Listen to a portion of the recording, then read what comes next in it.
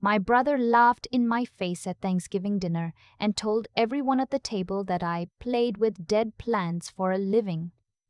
3 weeks later, I signed the papers on the research foundation he'd spent 2 years trying to get a grant from, and I walked in as the new endowment chair. Let me back up. I need to tell you where I actually come from, because context matters here.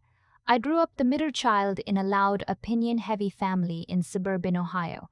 My older brother, who I'll call my brother throughout this, was the one everyone bet on. Valedictorian, finance degree, the kind of guy who shook hands too hard and made sure everyone in the room knew his title within the first 2 minutes of meeting him. My younger sister was my mom's, Project Pretty, social, the one who got hugged first at family reunions, and then there was me.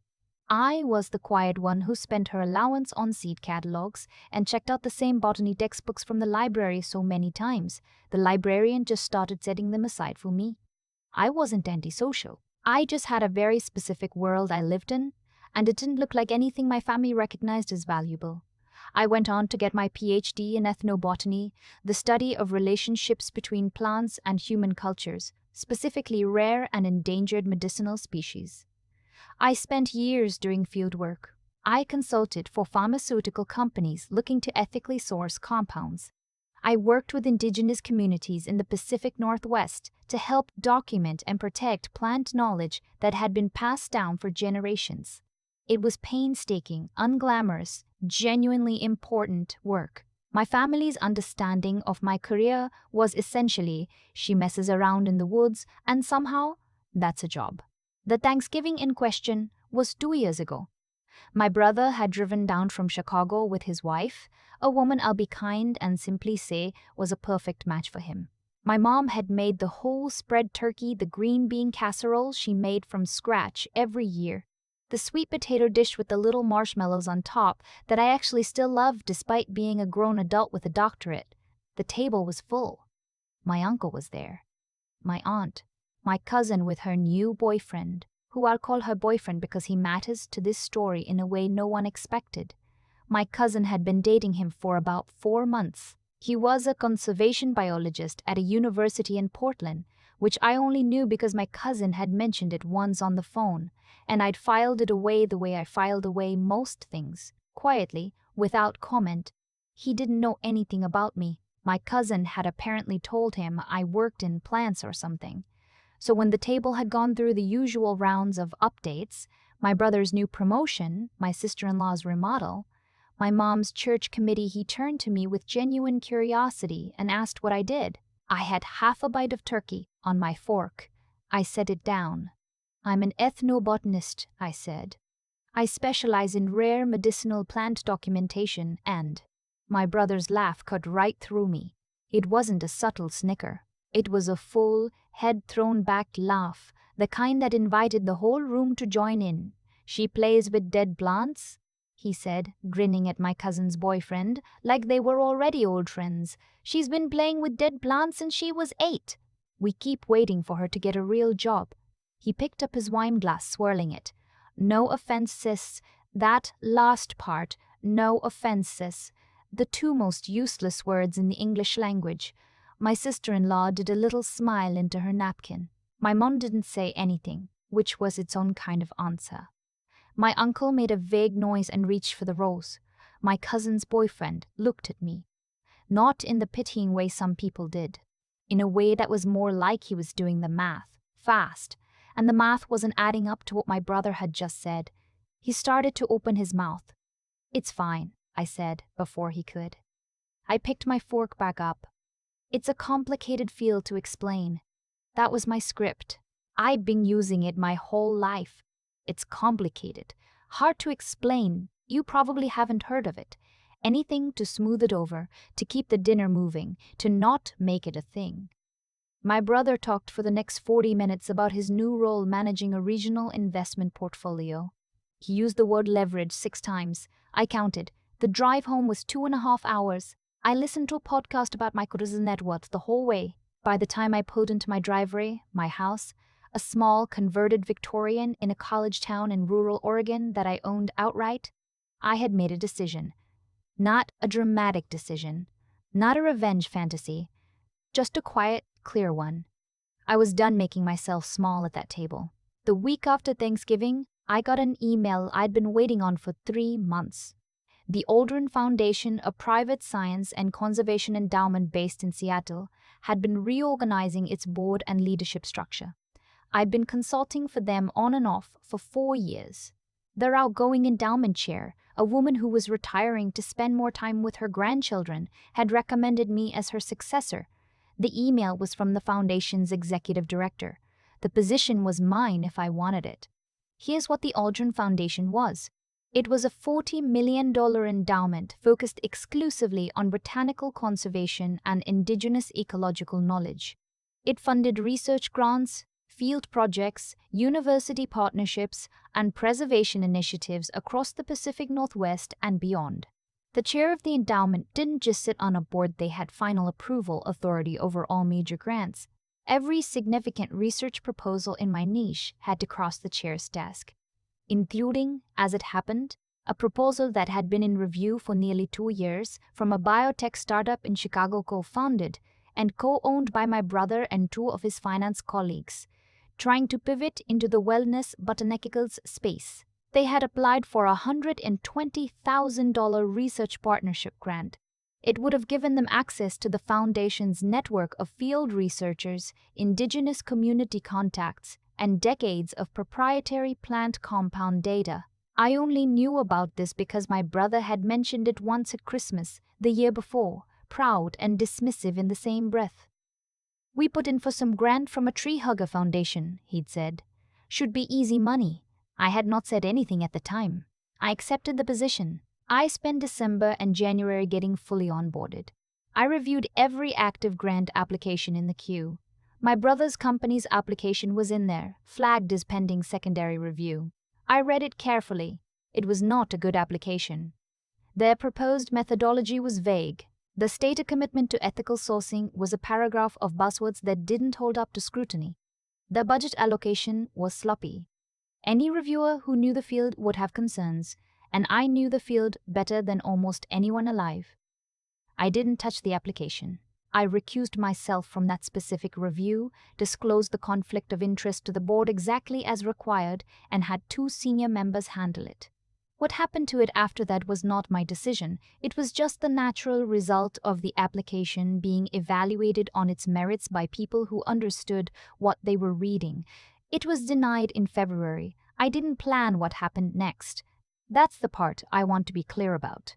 My cousin called me in late February just to catch up. We talked for an hour about nothing in particular. At some point she mentioned that her boyfriend, the one from Thanksgiving, had actually recognized my name when she told him about my new role at the Aldrin Foundation. "He said you're kind of a big deal," she said, laughing a little. I had no idea. "I'm not a big deal," I said. "I just do my work." He said the foundation funded like half the conservation research in the region. Roughly. There was a pause. "Did you know your brother's company applied to them for a grant?" "I'm aware of it." Another pause. "He called my mom last week. He's really upset about it getting denied. He was saying—" She stopped. "You know what? Forget it. Tell me," she sighed. "He's been telling people that someone on the board had it out for him, that it was personal." I thought about that for a moment. "Do you know what the actual reason for denial was?" He didn't say. The reason was that the methodology section didn't meet evidentiary standards, the budget was internally inconsistent, and their sourcing plan had 3 significant ethical red flags that any baseline reviewer would have caught. I said it the way I would have said it in a board meeting, level, factual, no heat in it. I wasn't involved in that decision at all. I disclosed the relationship and stepped away from it entirely. My cousin was quiet. "He built a sloppy application," I said. "That's the whole story." She told me she believed me. I think she did. But the phone call my brother made to my mother was a different matter. I found out about it 2 weeks later when my mom called me on a Sunday morning, her voice doing the thing it did when she was trying to be diplomatic and was not succeeding. "Your brother is very upset," she said. "He thinks you had something to do with his grant being turned down." "I didn't," I said. "I recuse myself. It's documented. He says you should have mentioned it to him." that you knew they'd applied and you didn't say anything. I'm not allowed to discuss active applications with outside parties. That's a basic conflict of interest rule. If he wants to know why his application was denied, he can request the review summary through the standard process. My mom was quiet for a moment. Then, he says your field isn't even real science. And there it was. The actual thing underneath all of it. I had been here before in 100 different versions of the same conversation, and I had always backed down, always softened it, always let the silence say maybe you're right, maybe I'm not worth defending. Mom, I said carefully, I've had my work featured in Nature. I've testified before a Senate subcommittee on biodiversity. I hold 3 federally funded research contracts. I just became chair of a $40 million foundation. At what point does it become real enough? She didn't answer that. She moved on to asking about whether I was coming home for Easter. I said I'd think about it. I didn't go. What I did instead in March was accept an invitation I'd been sitting on. The Pacific Northwest Conservation Alliance held an annual symposium every spring. Researchers, policymakers, foundation leaders, major donors. It was the gathering of my professional world. I'd attended before as a presenter. This year they'd asked me to give the keynote. I said yes. The symposium was in Seattle, held at a hotel conference center that looked out over the water. I'd flown up the night before, gone over my notes one more time, slept well. The morning of the keynote, I wore a dark green dress and the small gold earrings my grandmother had left me. I ate breakfast by myself in the hotel restaurant and read a paper on fungal networks in old-growth Douglas firs. I had not told my family about the keynote. There was no reason to. Except, my brother's company had registered for the symposium as an industry attendee. This was public information. Attendee lists went out in advance to all registrants.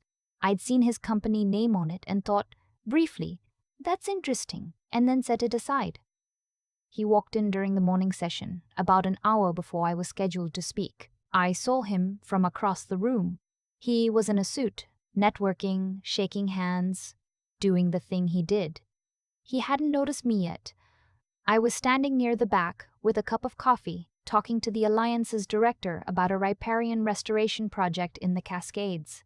The director introduced us when my brother drifted over. "Have you met our keynote speaker?" she said pleasantly. My brother turned. The sequence of expressions on his face took about 3 seconds. Recognition, confusion. Something I can only describe as the look of a man whose internal map has just been invalidated. "Hey," he said finally. "Hi," I said. "You're the keynote." "I am." He looked at the director. He looked back at me. He opened his mouth and closed it. "I'll let you two catch up," the director said with a smile and moved away. We stood there. Around us, the pre-session noise hummed. Someone was adjusting a microphone at the front of the room. "I didn't know you were speaking here," he said. "I know. The Aldrin Foundation, that's you now. Your chair?" "Yes." He was quiet for a moment. I could see him doing what my brother always did, recalibrating, figuring out the new hierarchy, trying to locate himself within it. "The grant," he started. "I wasn't involved in that decision," I said. "I documented the recusal with the board. If you want the review summary, you can request it through the Foundation's standard process. The contact information is on the website. It's just we had a strong application." I looked at him, not unkindly, but directly. "You had an application with an inconsistent budget and an ethical sourcing section that wouldn't have passed a first-year grad student's peer review. I didn't make that happen. You did." He didn't say anything. The session director was at the podium now, starting to introduce me. I heard my name, my title, a list of credentials read into the microphone. "I have to go up," I said. I walked to the front of the room. I set my notes on the podium. I looked out at 400 people who were there because they cared about the same things I'd cared about since I was a kid, pulling seed catalogs apart on my bedroom floor. I gave a 40-minute keynote on the intersection of indigenous botanical knowledge and modern conservation frameworks. I talked about the specific plant communities I'd spent my career documenting. I talked about what gets lost when we treat ecological knowledge as a resource to be extracted, rather than a relationship to be maintained. I talked about what the foundation was funding in the next grant cycle and what we were looking for in proposals. The applause at the end was long and warm. I didn't look for my brother during it. But afterward, at the reception, my cousin's boyfriend found me. He was there representing his university's conservation lab, and his face when he saw me was the opposite of my brother's open, genuinely pleased. "I was at your keynote," he said, shaking my hand. "It was incredible. The framework you laid out for reciprocal data stewardship, I've been trying to articulate something like that for 2 years." "Call my office," I said, and meant it. "We're actively looking for university partners for the next grant cycle." He lit up. We talked for 20 minutes about his lab's work on old growth ecosystem mapping. It was the best conversation I'd had all week. My brother left the reception early. I didn't see him go. He didn't call me for 3 weeks. When he did, I let it go to voicemail. He left a message that was, and I will give him this, more honest than I expected. He said he'd been thinking. He said he hadn't understood what I actually did, and that he'd been dismissive in a way that he could see now was more about him than about me. He said the dead plants comment at Thanksgiving had been out of line. He did not say he was wrong about the grant. But he said the other thing, and I sat with that for a few days. I called him back on a Thursday afternoon, sitting in my office at the foundation, looking out at the courtyard garden we'd had installed the previous fall. "I heard your voicemail," I said. "Yeah, I appreciate that you said it." He was quiet. "Then Mom said I should apologize." "I know. I didn't let that land too hard. But you still said it. That matters." He sighed. That particular sigh, the one where he was trying to figure out what kind of conversation this was going to be. "I really didn't know what you did," he said finally. "I still don't fully understand it, if I'm being honest." "That's okay," I said. "Most people don't." "That foundation, though, $40 million. "Yes." "And you run it." "I chair the endowment." "There's a difference, but yes, essentially." He made a sound I couldn't fully interpret. "Then I told Mom you played with dead plants at Thanksgiving." She laughed. "I remember. That was a bad thing to say. It was." Silence. The kind that used to feel like punishment and now just felt like space. "I'm sorry," he said. I believed him. Not because he'd changed, necessarily. I knew my brother, and transformation doesn't happen over a few weeks, but because he meant it in that moment. And sometimes a moment is what you've been waiting for, even if it's not everything. "Thank you," I said. We talked for another 10 minutes about nothing important. His wife. My garden. Whether I was coming home for the 4th of July. I said maybe. I meant it as a genuine maybe, not a deflection. When I hung up, I sat for a while in the quiet of my office. The courtyard outside had a row of native ferns along the north wall that were just starting to unfurl their new fronds. Tiny, bright green spirals. The whole point of my career, in miniature, the patient observation of things that most people walk past without seeing. I didn't need him to understand my work. I'd stopped needing that years ago, if I was honest with myself. What I'd needed was for someone in that family to just once look at me and say I was wrong about you. Not "I'm sorry you were upset." Not "you know how she is." Just "I was wrong." That's what it cost him. One sentence. And that's what it cost me, 20 years of quiet to earn. The Foundation's spring grant cycle opened in April. We received over 200 applications. My team and I spent the better part of 6 weeks reviewing them. We funded 19 projects. One of them was my cousin's boyfriend's university lab, their old growth ecosystem mapping initiative. It was a genuinely excellent proposal. It would have been funded regardless of who he was to me. I told him that when I called with the news because I wanted it to be clear. "I know," he said. "That's why I applied. I'm writing this from my office on a Tuesday in late fall. The ferns in the courtyard have gone dormant now, their fronds brown and papery, coiled back down toward the soil. It looks like dying. It always does this time of year. But I know what's underneath. I know what the roots are doing in the dark. what they're storing up, what they're preparing for. My family never understood why I chose this field, why I would spend years in it without recognition, without a salary that impressed anyone at the dinner table, without anything flashy to point to and say, look, look at what I have. The answer is that the things worth knowing are usually slow and quiet and invisible until they're not. I think about that a lot now. How long I spent at that table, folding myself down to fit a space that was never actually the right size. How much energy I spent being the version of myself that they could recognize. What I know now is this: I was never lost. I was just somewhere they didn't think to look. And the thing about being somewhere people don't think to look is that you get to build, undisturbed, for a very long time.